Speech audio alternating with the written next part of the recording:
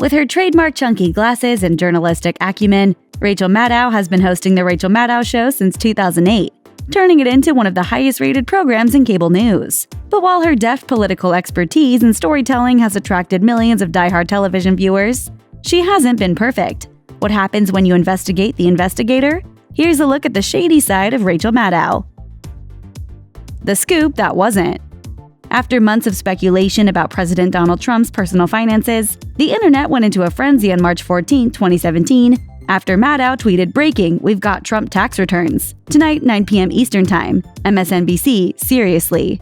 It seemed like the lid was about to be blown off of something. Instead, though, viewers got the biggest anticlimax in live journalism since Geraldo Rivera opened Al Capone's vault. Before the show aired, the White House announced that the documents would simply show Trump paid $38 million in taxes on an income of $150 million.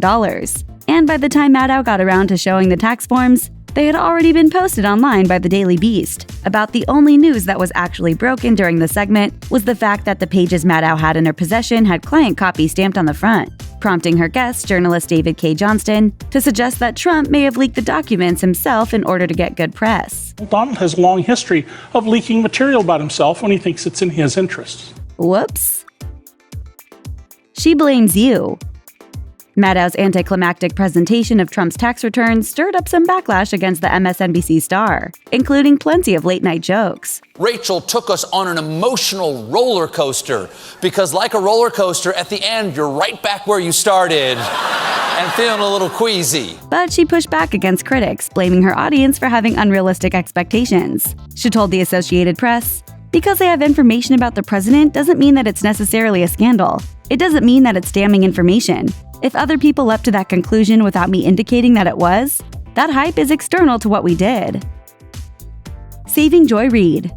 MSNBC's Joy Reid came under fire in late 2017 when a series of homophobic posts were discovered on her old blog. She apologized, calling her remarks insensitive, tone-deaf, and dumb. But in early 2018, more offensive posts emerged, and many assumed that the talk show host would likely lose her job as a result. However, she didn't, and according to some, that's due in part to support from Maddow, who tweeted, "Brains, guts, heart, and soul. Beloved Joy Reid has always been a treasured and brilliant colleague, but I've never been prouder to work with her than I am now." According to the Daily Beast, that support tipped the balance, with a former NBC producer saying, "Maddow's blessing was the word of God that Joy Reid was safe." Friends in low places. Roger Ailes resigned from his position as chairman and CEO of Fox News in 2016, amid multiple sexual assault allegations.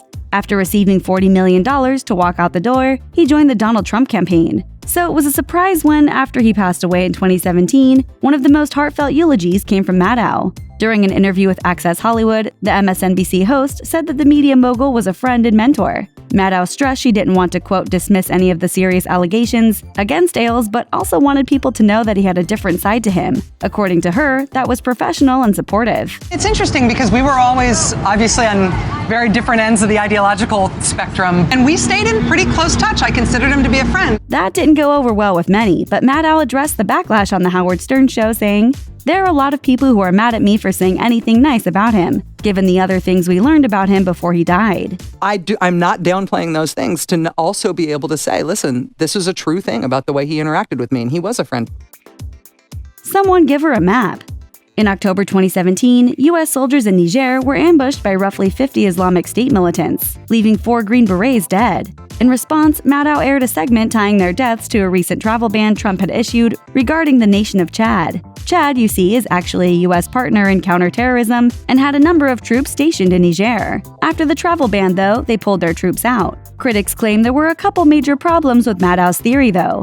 First, there was no evidence that Chad's decision was directly related to the travel ban. And more importantly, the Chad troops were fighting a different terrorist group, Boko Haram, clear on the other side of the country from where the Green Berets were killed. Needless to say, political analysts in the media were taken aback by Maddow's assertions, with Willa Frey writing on the Huffington Post, "Maddow's theory was so flimsy that it could be debunked by a quick glance at a map." Her Reddit AMA was a bust.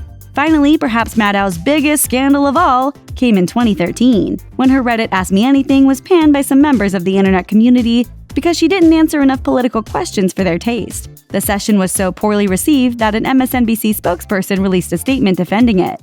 Rachel addressed a variety of topics from the Reddit community, including the war in Afghanistan, Ron and Rand Paul, government spending, gun regulation, her editorial process, media bias, conflicts with the Democratic Party, and partisan gridlock. Sure, she's tough enough to stand up to the president, but Reddit trolls? That's enough to give anyone a headache, even Rachel Maddow.